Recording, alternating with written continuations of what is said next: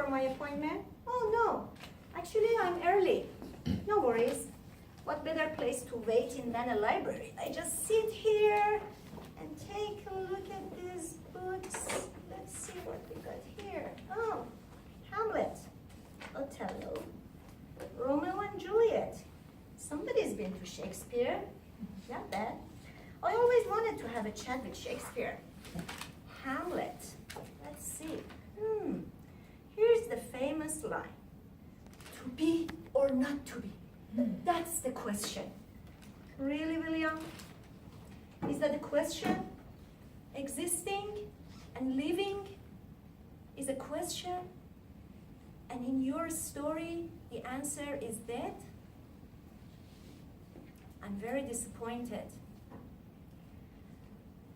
How can a person considers dying the solution to all the problems? And I'm not talking about euthanasia.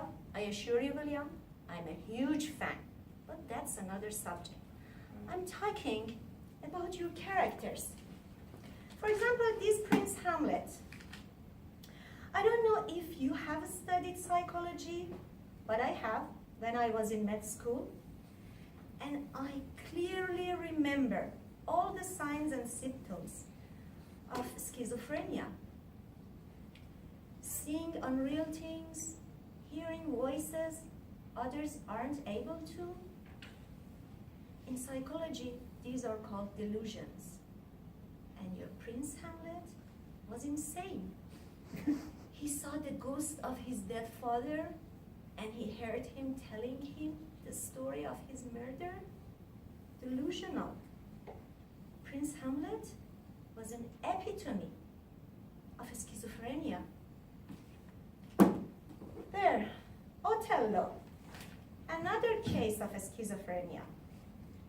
You know, William, after all, I think you have studied psychology, because in Othello, you are describing the characteristic of a paranoid patient. You know what paranoid people do?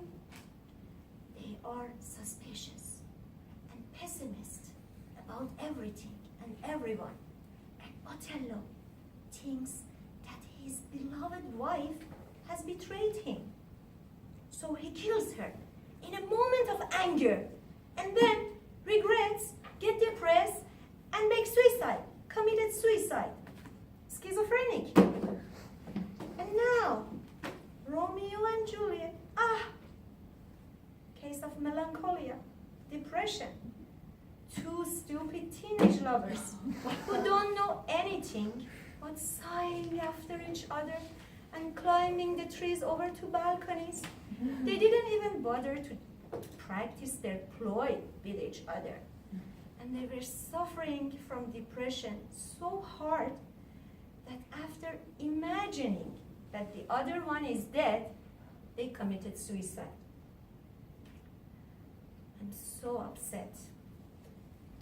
William, I think that to you or your story characters, life doesn't mean that much. It doesn't have that value. It really upsets me.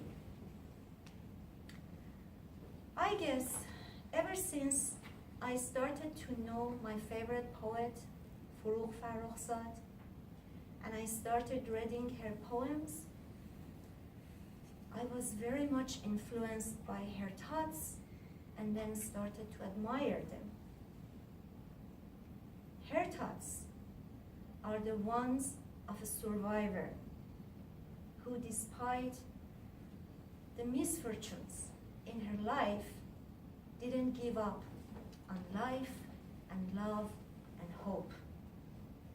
And these are shown in most of her poems. One of them especially, one of my favorite, which is called Life. Let me see if I can read some parts of it for you, William. Okay. Oh life, it's I, who, despite all your absurdity, am still filled with you, neither thinking to tear the thread, nor wishing to escape from you. Pity on those days that I, with rage, considered you as an enemy, thought your deception was invalid. I stayed behind and I wasted you. With all my thirsty existence, I sucked that hot blood of your moments. I'll conquer you in a way that makes your God furious. Isn't that fantastic, William? That's what I call spirit, the true grit. To me, William, life is a wrapped gift we've only been given once. While unwrapping, we might cut our finger with the paper. We might bleed, and it hurts, it's painful. But in that moment of pain and anger, we do not throw the gift away. We are just being patient and cautious and keep unwrapping. And I guarantee what you find inside, you're gonna love. That's what I think. And I'm so sorry, William, that you wouldn't be able to live in the same era with Furu. I'm sure she would have impressed you. You know, you might even have become friends. Or who knows, you might even have, oh, hi Mary, I'm here, waiting for you. Just having a chat with William. Back to you.